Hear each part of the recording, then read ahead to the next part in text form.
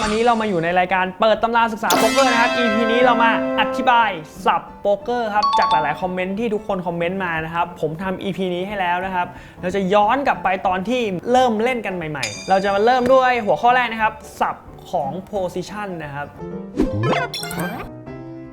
ทีนี้เรามาดูกันดีกว่าครับว่ามี position อะไรบ้างจาก position ข้างบนนะครับจะเห็นว่านี่ผมจะอธิบายตั้งแต่ early นะ UTG หรือตำแหน่งถัดจาก big blind วิธีดูว่า big blind ดูยังไงให้ดูว่าใครที่ลงต๋งใหญ่ที่สุดนะครับคนนั้นคือ big blind แล้วถ้าเราอยู่ซ้ายมือของ big blind นะครับคือ UTG หรือ under the gun เราสามารถเรียกได้ทั้ง2ชื่อเลยนะครับคือคนที่เล่นคนแรกตำแหน่งถัดมานะครับคือตำแหน่ง UTG บวก1หรือ UTG plus 1นะครับเราสามารถเรียกบวก1เฉยๆก็ไม่ผิดนะครับเราเรียกได้หมดเลยบางคนอาจจะเรียกว่า middle 1ก็ได้เช่นกันนะครับไม่ผิดเหมือนกันแล้วก็หลังจากนั้นนะครับในตำแหน่ง mid position ก็จะมี middle 1 2 3ก็ MP 1 MP 2 MP 3นะครับไล่กันไปเลยหรือเขาจะเรียกรวมๆว่า middle position ก็ได้เช่นกันแล้วก็ตำแหน่งถัดมานะครับในตำแหน่ง late position หรือว่าจะมีพวกแบบ hijack cut off ปุ่มหรือ button นั่นเองคือวิธีสังเกตนะครับเราสังเกตคนที่มีปุ่มอ่ะเราจะรู้ว่าอ๋อคนนั้นเนี่ยปุ่มหรือ button นั่นเองตำแหน่งถัดมาจากปุ่มเล่นก่อนปุ่มนะครับจำไว้เสมอนะเล่นก่อนปุ่มหรือขวามือจากปุ่มอ่ะคือตำแหน่ง cut off แล้วก็เราก็ทดไปอีกทีนึงว่า cut off อ่ะคือถัดจากปุ่มแต่ถัดจาก cut off อ่ะคือ hijack เราก็จะเข้าใจว่าอ๋อวิธีการเรียกเนี่ยเราหาปุ่มให้เจอซ้ายมือคืออะไรซ้ายมืออีกคืออะไรเวลาเราทดแบบนี้ได้เราจะไล่วนซ้ายหรือวนขวาอยู่กับว่าคนที่เกย์หรือคนที่เราจะบันทึกแทนอยู่ใกล้ทางไหนสมมติอยู่ใกล้ตำแหน่งแรกๆแล้วก็วนไปใช้ UTG บวก1ได้ใช้ middle ได้อยู่ตรงกลางถ้าสมมติเป็นตำแหน่งท้ายๆแล้วก็วนไปใช้ปุ่มอยู่ไหนอ๋อ cut off มันก็จะจดแทนง่ายมันไม่ต้องมานั่งไล่ให้ครบวงตลอดเราก็จะจำได้ครับแล้วเวลาที่เราเรียกกันด้วยตำแหน่งเนี่ยวิธีการจดแทนมันจะง่ายกว่าสมมติเราเล่นไม่มีตำแหน่งใช่ไหมเราก็ต้องบอกว่าเฮ้ยข้างใน A ถัดไป3คนมันระบุยากไงแต่ถ้าเราบอกว่าอ๋อ middle position หรือ cut off open race หรือ cut off gay เรารู้เลยว่าอ๋อ cut off gay เพราะฉะนั้นเริ่มต้นครับ position สำคัญมากๆในการคุยแฮนด์กันเพื่อนๆต้องจำให้ได้นะครับเพราะถัดจาก dealer มาต่อที่ถัดจาก dealerเป็นตำแหน่ง small blind นะครับชื่อก็บอกอยู่แล้วว่า small blind small แปลว่าเล็กคือคนที่ลงต๋งน้อยๆอันนั้นคือ small blind แล้วก็ big blind ถัดมาครับคือคนที่ลงต๋งเยอะๆเรียกว่า big blind ในรอบแรกนะครับก่อนที่จะเปิด3ใบbig blind จะเป็นคนเล่นคนสุดท้ายแต่หลังเปิด3ใบไปแล้วsmall blind จะเป็นคนเล่นคนแรกแล้ว button จะเป็นคนเล่นคนสุดท้ายทีนี้มันมีวิธีเรียกแบบลึกขึ้นไปอีกนิดนึงสำหรับคนที่แบบเล่นซีเรียสนะครับเขาก็จะมีวิธีการเรียกให้เราระบุ middle อย่างเมื่อกี้ผมว่า middle ก็คือ middle 1 2 3เนี่ยเราก็สามารถเรียกไล่ไปได้เลยแต่ทีเนี้ยเวลาที่เขาซีเรียสเขาก็จะเรียกกันเลยว่า UTG ใช่ไหมตำแหน่งถัดมาคือ plus 1 ต่อมาด้วย middle แล้วก็วนครับ middle จะเป็นอะไร low jack แล้ว low jack จะเป็น high jack เราจะสามารถเรียกทุกคนด้วยแบบเป๊ะๆได้เลยว่ามันจะไม่ดิ้นอย่างสมมุติเวลาคนที่เราสามารถคนเริ่มเล่นตอนแรกตรงกลางจะเรียกว่า middle หมดเราก็จะไม่ใส่เลขด้วยหมายความว่า middle เปิดเพราะ range มันไม่ต่างกันมากครับเวลาเราเรียก middle ทุกคนจะเข้าใจแล้วก็หา hand เปิด middle สัก hand ในการรัน GTO ถูกไหมแต่พอเวลา serious ไอ้1ช่องหรือ2ช่องที่มันต่างกันเขา serious กันมากเขาเลยเรียกแบบเฮ้ย low jack วิธีการจำก็คือ low jack ก็ก่อน high jack ครับแล้วตำแหน่งถัดมาเรียก middle เฉยๆหรือ MP เฉยๆแล้วก็ UTG บวก1แล้วก็ไล่ไป UTG ครับไล่วนไปวนมาได้หมดเลยเพื่อนๆลองหาหลักการจำนะครับหรือว่าถ้าจำไม่หมดก็ต้องท่องครับแล้วเวลาคุยแฮนด์กันเราก็จะคุยได้สมูทมากยิ่งขึ้นสำหรับเรื่อง position อาจจะฝากไว้เท่านี้ครับเรื่องถัดมาครับเป็นเรื่องของก่อนเปิด3ใบและหลังเปิด3ใบหลายๆคนเรียกว่าเอ้ยสเตจนี้เรียกว่าสเตจอะไรคือก่อนเปิด3ใบเราเรียกว่า pre flop flop คือ3ใบใช่ไหม pre คือก่อน pre flop ก่อนเปิด3ใบหมายความว่าตอนที่ยังไม่เปิด3ใบเราเรียกทั้งหมดไม่ว่าจะแอคชั่นยังไงเราเรียกว่า pre flop แล้วก็หลังที่เปิด3ใบไปแล้วเราเรียกว่า post flopหมายความว่าถ้าเรามีการเปิด3ใบปุ๊บจะเป็นเรียกว่า post flop ทันทีไม่ว่าจะเล่นแอคชั่นยังไงก็แล้วแต่เรียกว่าการเล่น post flop จำไว้นะครับมันจะมีการแบ่งระหว่าง P กับ post แล้วก็เติม flop ลงไป flop คือการเปิด3ใบคือ3ใบเราเรียก3ใบนี้ว่า flop เราไม่เรียกแยกว่าเฮ้ย flop 1 flop 2เราไม่มีเรียก flop เลย3ใบแล้วก็ใบที่4เราจะลงว่า turn เราจะเรียกว่า turn หรือใบที่4พอเขาบอกว่า call turn หรือเปล่าหมายถึงว่าเฮ้ย call ตามดูใบที่4หรือเปล่าอะไรเงี้ยหรือ river คือใบที่5ใช่ไหมแล้วเวลาเรียกกันว่า red river หมายถึงเกย์ที่ river หรือเปล่าหรือแบบ river ตกอะไร river อะไรออกมาไพ่ที่ river คืออะไรหมายถึงไพ่ใบที่5คืออะไรไพ่ที่ turn คืออะไร ไพ่ใบที่4คืออะไร flop คืออะไรหมายถึงเราพูดกันว่า3ใบแรกคืออะไรหลังจากดูคลิปนี้ไปนะครับเราต้องใช้ศัพท์ให้มากขึ้นเหตุผลคือเวลาเราเล่นในสนามสากลน่ะเราไม่พูดก่อนว่าใบที่4คืออะไรคนเขางงหรือว่าแม้แต่แบบเราพูดการสื่อสารในโต๊ะครับบางทีการใช้คำศัพท์สากลหรือการใช้คำศัพท์ที่มันทางทั่วโลกเขารู้เรื่องทำให้การเล่นโป๊กเกอร์มันง่ายมากยิ่งขึ้นต่อมาจะเป็นคำศัพท์เกี่ยวกับการวางเดิมพันนะครับหรือว่าแอคชั่นคือเราเริ่มกันที่เช็คนะครับคำว่าเช็คเนี่ยทุกคนรู้อยู่แล้วเช็คจะทำสัญลักษณ์อย่างเงี้ยหมายถึงว่าผ่านหรือเราใช้คำว่าเช็คแทนก็ได้เช่นกันแล้วก็ต่อมาเป็นคำว่าคอหรือตามนะครับในหนังจีนเขาอาจจะตามแต่เวลาเล่นโป๊กเกอร์ใช้คำว่าคอแล้วก็คำถัดมานะครับคือคำเนี้ยเป็นคำที่ออกเสียงยากหน่อยคือถ้าเราออกเสียงไม่ชัดต่างประเทศอาจจะงงได้นะครับคือเป็นคำว่า race หรือว่าเกย์ทับคือคำนี้มันคือการที่เกย์ในหนังจีนชอบใช้ว่าเกย์แต่ว่าฝรั่งอาจจะใช้ race อะไรอย่างเงี้ยครับเป็นคำที่ต้องพูดบ่อยถ้าพูดให้ชัดก็จะทำให้คนต่างประเทศเข้าใจการสื่อสารนะครับและอีกจุดหนึ่งที่ทุกคนต้องจำนะครับคือการบอกเลขเช่นแบบ 50k อะไรอย่างเงี้ยคืออาจใช้คำว่า k แทนพันได้แต่ทุกคนควรท่องนัมเบอร์ได้ครับเพื่อที่เวลาไปเล่นต่างประเทศใช่ไหมหรือเล่นทัวร์นาเมนต์เงี้ยเราจะบอกราคาได้ถูกต้อง 10k 5k อะไรอย่างเงี้ยครับแค่เราจำแค่แบบหลัก2 หลักก็พอแล้วก็เติม k ข้างหลังหรือว่าถ้าสมมติเล่นในสแต็กที่มากขึ้นก็อาจจะต้องท่องแบบ550k ก็พูดได้เช่นกันตรงนี้ก็คืออยากจะบอกว่าหลังจากจำคำศัพท์แล้วต้องท่องภาษาอังกฤษตัวเลขภาษาอังกฤษให้ครบเหมือนกันคำศัพท์ต่อมานะครับจะเป็นคำศัพท์ที่ค่อนข้างลึกนิดนึงนะครับจะเป็นแบบ open race อย่างเงี้ยหมายถึงคนที่เกย์คนแรกสมมุติเราคุยกันว่าเฮ้ย middle open race หมายความว่า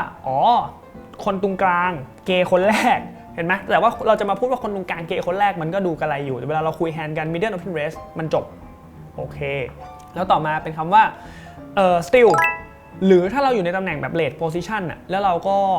ทับศัพท์เลยเราขโมยเราไม่มีไพ่ดีมากเราขโมยเราเรียกว่า steal ก็หมายถึงว่าเกย์แล้วก็เขาบอกหมดการขโมยนี่เป็นการ steal ต่อมานะครับ min raise min raise คือมีบางจังหวะที่เราสามารถ raise ได้ต่ำกว่า2แล้วเวลาเราใช้คำว่า min raise อย่างเงี้ยมันหมายถึง raise ที่ต่ำที่สุดแต่ปกติทั่วไปถ้าสมมติมีคนเกย์มาแล้วเราต้อง raise 2มั้งครับ raise 2ใช่ป่ะ min raise ก็คือ raise ต่ำที่สุดที่ทำได้นะครับก็คือตรงตามคำศัพท์เลยคำศัพท์ต่อมาครับ over bet over bet หมายถึงว่าเราเบทมากกว่าพอร์ตเช่นพอร์ตมี100แล้วเบท200อย่างเงี้ยเรียกว่าโอเวอร์เบทหรือแบบเบท201ก็เรียกว่าโอเวอร์เบทได้แล้วแต่ว่ามันก็จะแบบมินพอดีครับคือปกติเวลาเราจำไซส์ที่อีกฝ่ายพูดไม่ได้ใช่ไหมเราคุยแฮนด์กันแบบเฮ้ยโหโดนลิเวอร์โดนโอเวอร์เบทมาทำยังไงดีนี่มันก็จะเป็นคำพูดที่แบบเราใช้ติดปากกันนะครับโอเวอร์เบทต่อมานะครับกลับมาแอคชั่นกันต่อซึ่งการเกย์เนี่ยมันจะมีการเกย์เราจะไม่เรียกว่ามีคนเกย์มีคนมาเกย์กลับอีกคนนึงเกย์กลับจะพูดอย่างนี้มันจะงงใช่ไหมครับในวงการโป๊กเกอร์เนี่ยเขาจะใช้คำว่า 3 bet คือการเบทคนที่3นั่นเองครับแล้วจริงๆมันจะมี4 bet 5 bet ไปเรื่อยๆเลยก็ถ้าสมมติเรา3 bet แล้วมีคนมา4 bet ใช่ไหมเรียก4 bet มีคน5 bet ก็เรียก5 bet ครับมาเราก็จะไล่ตามคนไปเรื่อยๆนับเลยเราเป็นแอคชั่นคน bet race เรา3 bet ก็คือ3 bet ต่อมานะครับมันจะเป็นการนับแอคชั่นก่อนหน้าด้วยนะครับสมมติมีคนเกย์มาแล้วเรา3 betแล้วคนเดิมที่เกย์มาทุกคนหมดวนไปที่เขาเขา4 bet เราเรียก4 bet ถ้าเกิดเรา3 bet แล้วเกิดมีที่ไหนไม่รู้เขายังไม่ได้ลงไม่ได้เกี่ยวอะไรกับแฮนด์นี้เลยเกย์กลับมาหรือ4 bet กลับมาเราจะเรียกว่า 4 bet ให้จำง่ายๆครับถ้าคนไม่เกี่ยวข้องกับแอคชั่นที่เกิดขึ้นก่อนหน้าแล้วเขา3 bet หรือ4 bet กลับมา5 bet กลับมาเนี่ยเราเรียกว่า แล้วตามด้วย x bet ทีนี้มันจะมีอีกที่เวลาเราพูดกันจะมีแบบโคคอหมายถึงอะไรเหมือนกันครับถ้าสมมติมีคนเกย์เรา3 bet ใช่ปะแล้วมีคนคอจากไหนไม่รู้แค่คอเฉยๆเราก็จะเรียกว่าโคอแต่ถ้าสมมติคนเดิมที่เกย์เขาคอ3 bet เราเรียกว่าคอ3 bet ทันกันไหมก็จริงๆคำศัพท์มันจะดูวกไปวนมานะแต่เวลาเราพูดเราจะเข้าใจสถานการณ์ในโต๊ะทันทีเราแค่พูดว่าโค4 bet เราไม่ต้องอธิบายเยอะเลยว่าเกิดอะไรขึ้นทุกคนจะเข้าใจคำศัพท์นี้ไปด้วยกันคำศัพท์ต่อมาที่หลายๆคนก็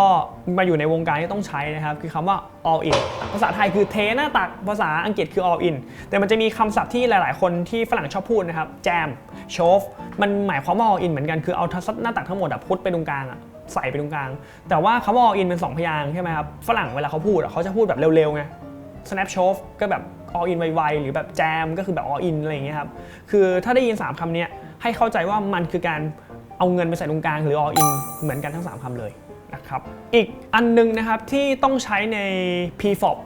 ก็คือ squeeze มันคือการที่เมื่อมีคนเลสมาใช่ไหมครับมีคนคอก็คือมี2คนและมากกว่า2คนขึ้นไปอ่ะ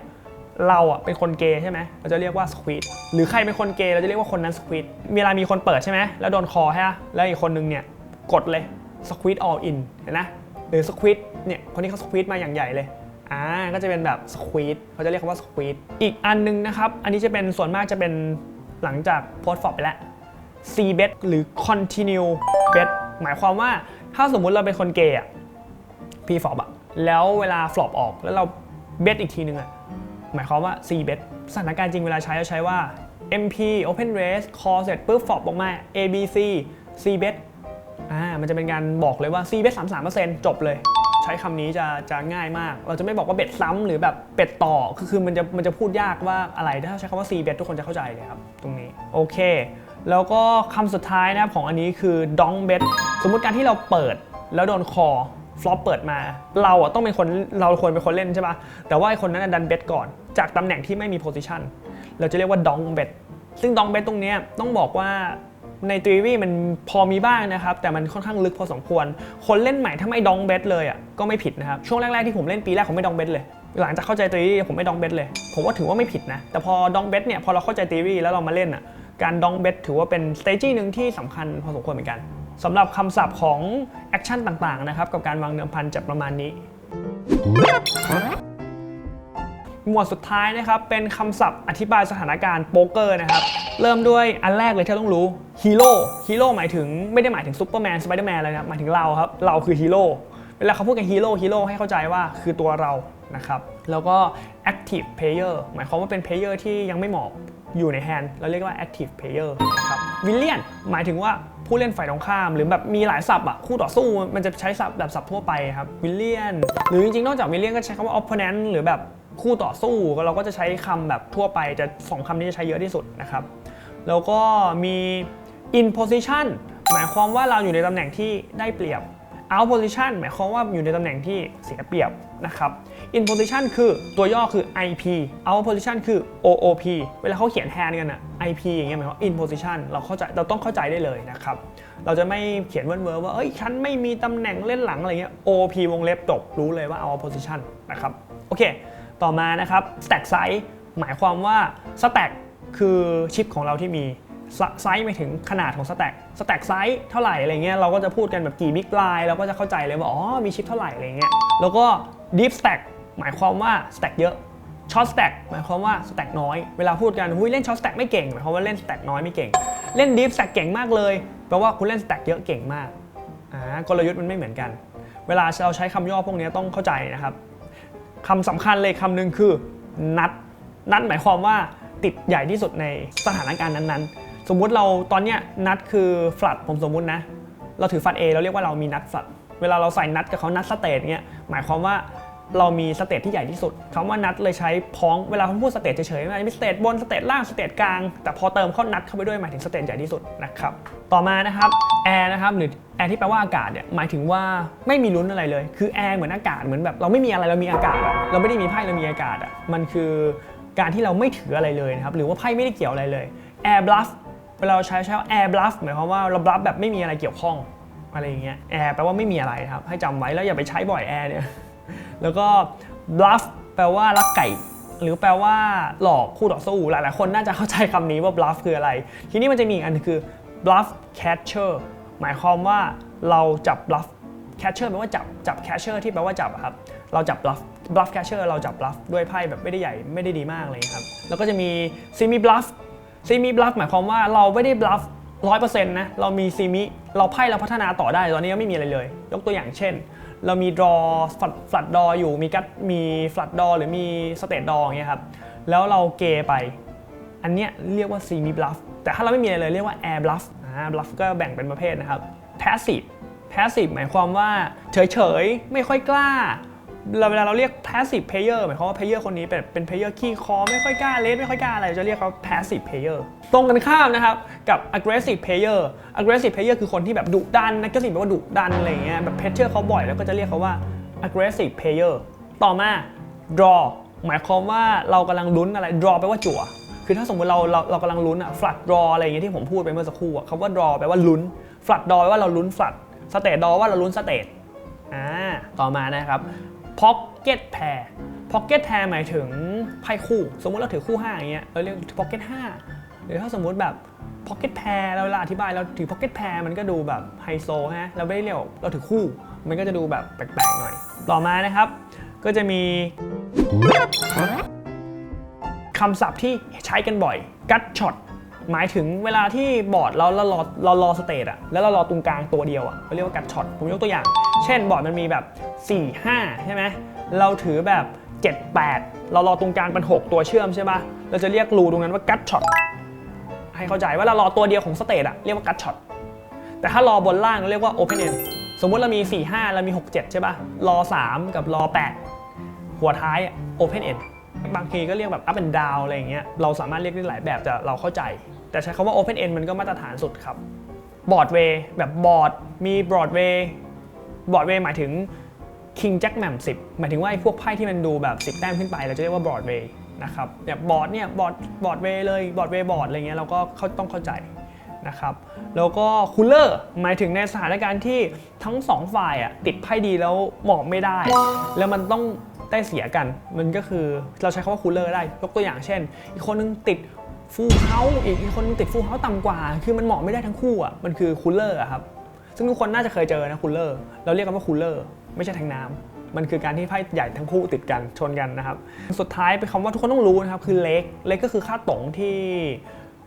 เขาเก็บไปยกตัวอย่างเช่นเราไปอินทัวร์นาเมนต์อย่างเงี้ยมันก็จะมีเล็กนิดหน่อยค่าฟรีค่าอะไรอย่างเงี้ยครับที่เขาจะเรียกกันว่าเล็กเวลาเขียนว่าเล็กคือค่าต๋งที่เขาเก็บจากเราไปนะครับโอเคก็คำศัพท์ของสถานการณ์ก็จะประมาณนี้ครับถ้าใครอยากรู้คำศัพท์ตรงไหนเพิ่มเติมก็อย่าลืมคอมเมนต์ข้างล่างได้เลยครับแล้วเดี๋ยวผมมาทำคลิปเสริมให้